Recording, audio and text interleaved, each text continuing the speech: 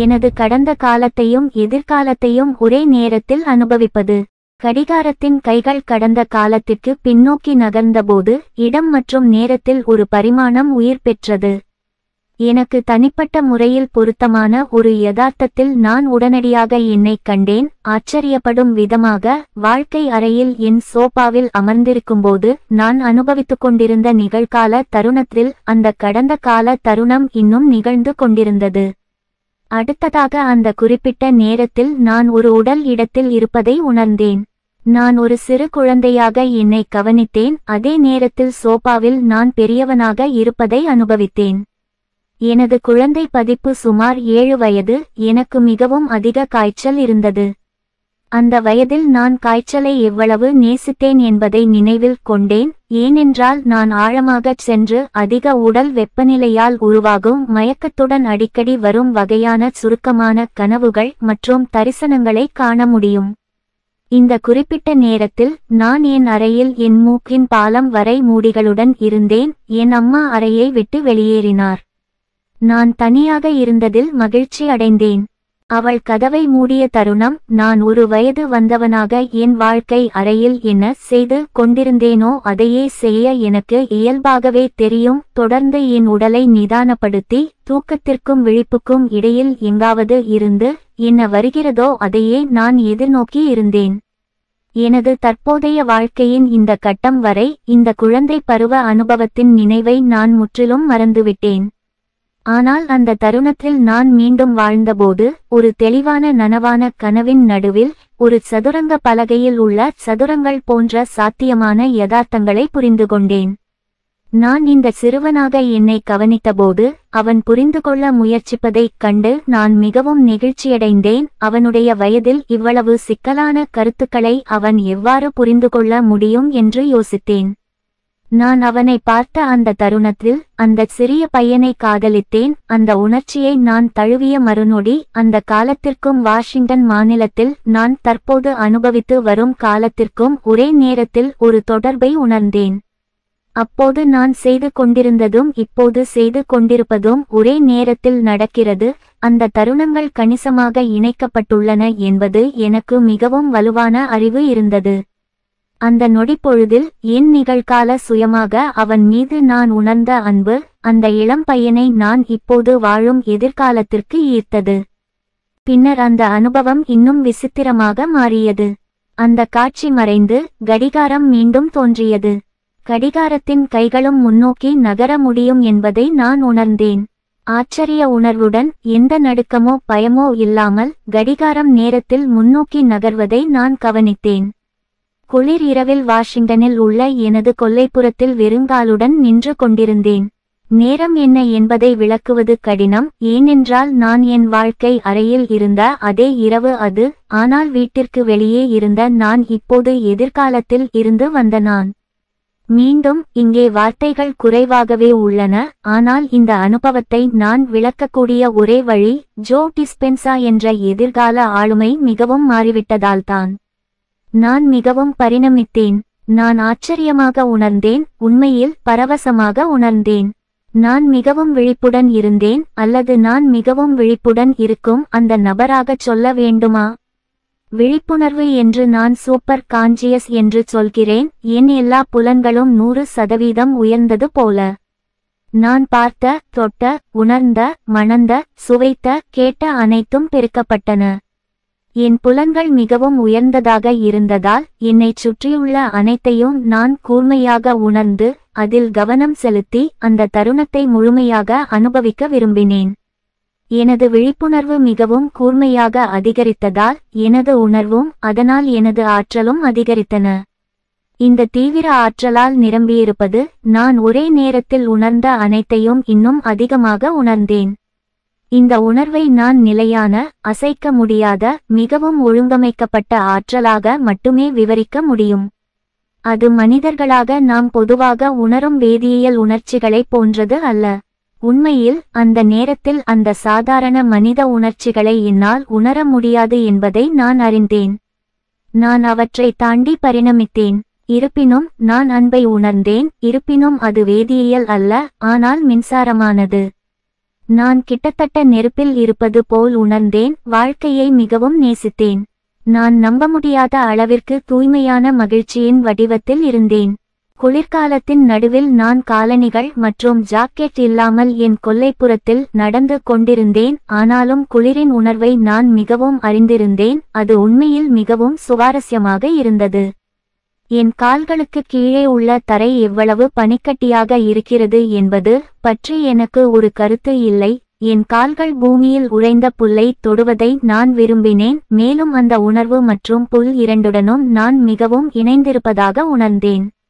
குளிராக இருப்பது பற்றி எனக்கு வழக்கமாக இருக்கும் வழக்கமான எண்ணங்கள் மற்றும் தீர்ப்புகளை நான் அனுபவித்தால் அது எனக்கு ஒரு துருவமுனைப்பு உணர்வை உருவாக்கும். நான் அனுபவிக்கும் ஆற்றலை பிரிக்கும் என்பதை நான் புரிந்துகொண்டேன்.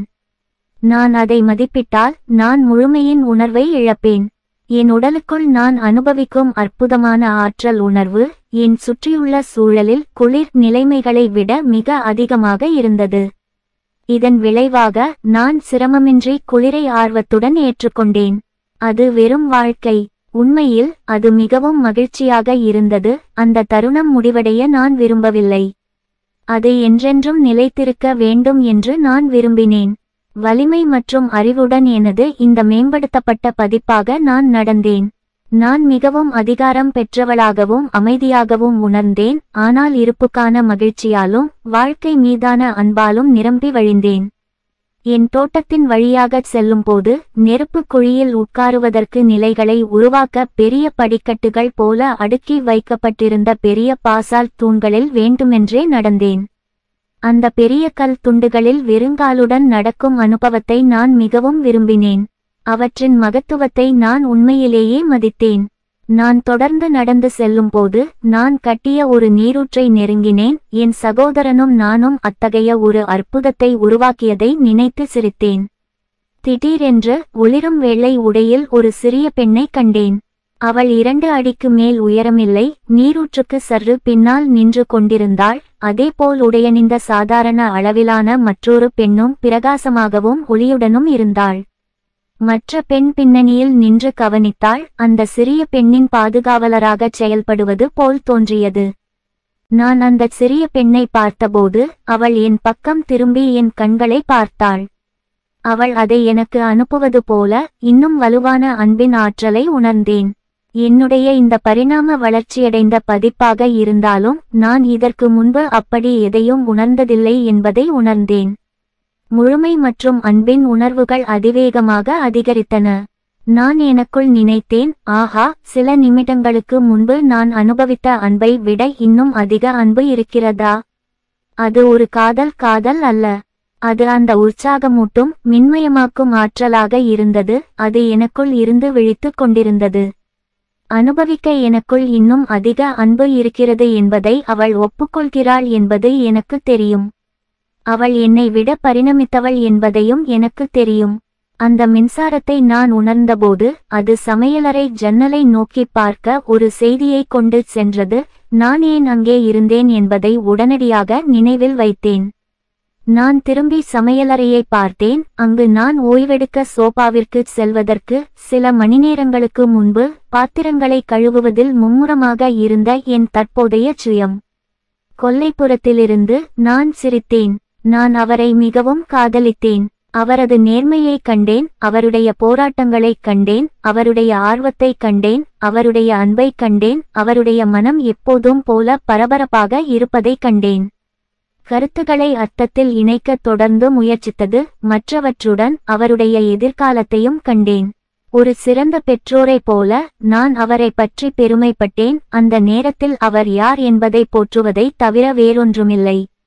நான் அவரை பார்த்து கொண்டிருக்கும்போது எனக்குள் அந்த தீவிர ஆற்றல் அதிகரிப்பதை உணர்ந்தபோது அவர் திடீரென்று பாத்திரங்களை கழுவுவதை நிறுத்திவிட்டு ஜன்னலுக்கு வெளியே பார்த்து கொல்லைப்புறத்தை உற்று பார்த்ததை கண்டேன்.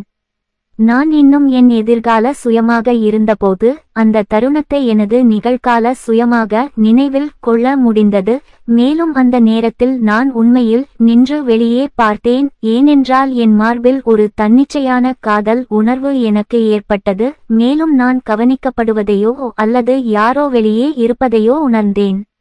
நான் ஒரு கண்ணாடியை கழுவிக் கொண்டிருந்தபோது எனக்கு மேலே உள்ள சமையலறை விளக்கிலிருந்து ஜன்னலில் உள்ள பிரகாசத்தை குறைக்க முன்னோக்கி சாய்ந்து சிங்கில் மீதமுள்ள பொருட்களை பார்ப்பதற்கு முன்பு சில நிமிடங்கள் இருளில் எட்டி பார்த்தேன் என்பதை நான் மேலும் நினைவு கூர்ந்தேன்.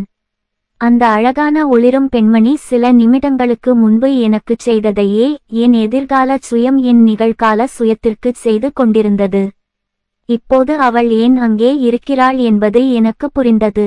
முந்தைய காட்சியில் குழந்தையை பார்ப்பது போல மீண்டும் ஒருமுறை என் எதிர்கால சுயம் என் நிகழ்கால சுயத்தின் மீது உணரும் அன்பு எப்படியோ என்னை என் எதிர்கால சுயத்துடன் இணைத்தது. என் எதிர்கால நான் என் நிகழ்கால சுயத்தை அந்த எதிர்காலத்திற்கு அழைக்க அங்கே இருந்தேன். அந்த பிணைப்பை சாத்தியமாக்கியது அன்புதான் என்பதை நான் அறிந்தேன். என் பரிணாம வளர்ச்சியடைந்த பதிப்பில் அத்தகைய அறிவு உணர்வு இருந்தது. முரண்பாடு என்னவென்றால் நான் அனைவரும் ஒரே நேரத்தில் வாழ்கிறேன். உண்மையில் எண்ணற்ற எண்ணிக்கையிலான நான் கடந்த காலத்தில் இருப்பது, நிகழ்காலத்தில் இருப்பது மற்றும் எதிர்காலத்தில் இருப்பது மட்டுமல்ல. முடிவிலியின் உலகில் இன்னும் பல சாத்தியமான நான்கள் உள்ளன. மேலும் ஒரு முடிவிலியில் மட்டுமல்ல, பல முடிவிலிகள் உள்ளன. இவை அனைத்தும் நித்திய நிகழ்காலத்தில் நடக்கிறது. நான் சோபாவில் நாம் அறிந்த உடல் யதார்த்தத்திற்கு திரும்பியபோது அது நான் இருந்த மற்ற பரிமாண உலகத்துடன் ஒப்பிடும்போது வெளிரியது. என் முதல் எண்ணம் ஆஹா, யதார்த்தத்தை பற்றிய எனது பார்வை மிகவும் குறைவாகவே உள்ளது. அந்த வளமான உள் அனுபவம் எனக்கு தெளிவையும் புரிதலையும் அளித்தது. என் நம்பிக்கைகள், அதாவது வாழ்க்கை, கடவுள், என்னை பற்றி, நேரம், இடம் மற்றும் இந்த எல்லையற்ற உலகில் அனுபவிக்கக்கூடியது பற்றி எனக்கு தெரியும் என்று நான் நினைத்தவை மிகவும் குறைவாகவே இருந்தன. அந்த தருணம் வரை நான் அதை உணரவில்லை. யதார்த்தம் என்று நாம் அழைக்கும் இந்த விஷயம் எவ்வளவு பெரியது என்பதை பற்றிய புரிதல் இல்லாத ஒரு குழந்தையைப் போல நான் இருக்கிறேன் என்பது எனக்கு தெரியும். தெரியாதது என்ற சொற்றொடர் என் வாழ்க்கையில் முதல் முறையாக எதை குறிக்கிறது என்பதை பயமோ பதட்டமோ இல்லாமல் புரிந்து கொண்டேன். நான் மீண்டும் ஒருபோதும் அதே நபராக இருக்க மாட்டேன் என்பது எனக்கு தெரியும். இது போன்ற ஏதாவது நடக்கும்போது உங்கள் குடும்பத்தினருக்கோ அல்லது நண்பர்களுக்கோ அதை விளக்க முயற்சிப்பது மூளையில் ஏதோ ஒரு வேதியியல் ஏற்றத்தாழ்வை ஏற்படுத்துகிறது என்பதை நீங்கள் கற்பனை செய்யலாம் என்று நான் நம்புகிறேன். அனுபவத்தை விவரிக்க எனக்கு வார்த்தைகள் கூட இல்லாததால், அது மீண்டும் நடக்காமல் இருக்க நான் விரும்பவில்லை என்பதால் அந்த நிகழ்வை பற்றி யாரிடமும் பேச நான் தயங்கினேன். பல மாதங்களாக அனுபவத்தை உருவாக்கியிருக்கலாம் என்று நான் நினைத்த முழு செயல்முறையையும் மதிப்பாய்வு செய்வதில் நான் மிகவும் ஆர்வமாக இருந்தேன். காலத்தின் கருத்தை பற்றியும் நான் மர்மமாக இருந்தேன். அதை பற்றி சிந்திப்பதை நிறுத்த முடியவில்லை. நித்திய காலத்தின் கணம் பற்றிய முன்னுதாரண மாற்றத்தை தவிர நான் இன்னும் ஒன்றை கண்டுபிடித்தேன். அன்றிரவு ஆழ்நிலை நிகழ்வுக்கு பிறகு நான் முப்பரிமாண உலகிற்கு திரும்பியபோது முழு அனுபவமும் சுமார் 10 நிமிடங்களில் நிகழ்ந்துவிட்டது என்பதை உணர்ந்தேன். நான் 2 விரிவான நிகழ்வுகளை அனுபவித்தேன். அந்த முழு அனுபவமும் வெளிப்பட அதிக நேரம் எடுத்திருக்க வேண்டும். இந்த நேர விரிவாக்கம் எனக்கு என்ன நடந்தது என்பதை ஆராய்வதில் எனது ஆற்றலை அதிகப்படுத்துவதில் எனது ஆர்வத்தை மேலும் தூண்டியது. நான் இன்னும் புரிந்து கொண்டவுடன் அந்த அனுபவத்தை மீண்டும் உருவாக்க முடியும் என்று நம்பினேன். அந்த முக்கியமான இரவுக்கு பிறகு பல நாட்களுக்கு அந்த அழகான சிறிய பெண் எனக்குள் ஏதோ ஒன்றைச் செயல்படுத்தியபோது நான் உணர்ந்ததைப் போலவே என் மார்பின் மையமும் மின்சாரத்தில் இருந்தது. உண்மையான ஒன்று நடக்காவிட்டால் இந்த உணர்வு எனக்குள் எப்படி இன்னும் நீடிக்கும் என்று நான் யோசித்துக்கொண்டே இருந்தேன். என் மார்பின் மையத்தில் என் கவனத்தை செலுத்தியபோது அந்த உணர்வு பெருகுவதை கவனித்தேன். புரிந்து கொள்ளத்தக்க வகையில் இந்த காலகட்டத்தில் எந்த சமூக தொடர்புகளிலும் எனக்கு அதிக ஆர்வம் இல்லை. ஏனென்றால் வெளி உலகில் உள்ள மக்களும் நிலைமைகளும் என் உள் உலகில் அந்த உணர்விலிருந்து திசைதிருப்பப்பட்டன. மேலும் சிறப்பு உணர்வு குறைந்தது. காலப்போக்கில் அது இறுதியாக முற்றிலும் மறைந்துவிட்டது. ஆனால் அனுபவிக்க எப்போதும் அதிக அன்பு இருக்கிறது. அந்த உலகில் நான் ஏற்றுக்கொண்ட ஆற்றல் இன்னும் எனக்குள் வாழ்கிறது என்ற எண்ணத்தை பற்றி நான் ஒருபோதும் சிந்திப்பதை நிறுத்தவில்லை. நான் அதை மீண்டும் செயல்படுத்த விரும்பினேன், ஆனால் எப்படி என்று எனக்கு தெரியவில்லை. நீண்ட காலமாக அனுபவத்தை மீண்டும் உருவாக்க முயற்சித்தாலும் எதுவும் நடக்கவில்லை. அதே விளைவுக்கான எதிர்பார்ப்பு, அதை நடக்க கட்டாயப்படுத்த முயற்சிப்பதன் விரக்தியுடன் இணைந்து மற்றொரு மாய அனுபவத்தை அல்லது எதையும் அந்த விஷயத்தில் உருவாக்குவதற்கான மோசமான கலவையாகும் என்பதை இப்போது நான் உணர்கிறேன். என்னுடைய சொந்த பகுப்பாய்வில் நான் மூழ்கி போனேன். அது எப்படி நடந்தது, அதை எப்படி மீண்டும் சாத்தியமாக்க முடியும் என்பதை கண்டுபிடிக்க முயற்சித்தேன். சில புதிய அணுகுமுறைகளை சேர்க்க முடிவு செய்தேன். மாலையில் அனுபவத்தை மீண்டும் உருவாக்க முயற்சிப்பதற்கு பதிலாக நான் அதிகாலையில் எழுந்து தியானம் செய்ய முடிவு செய்தேன்.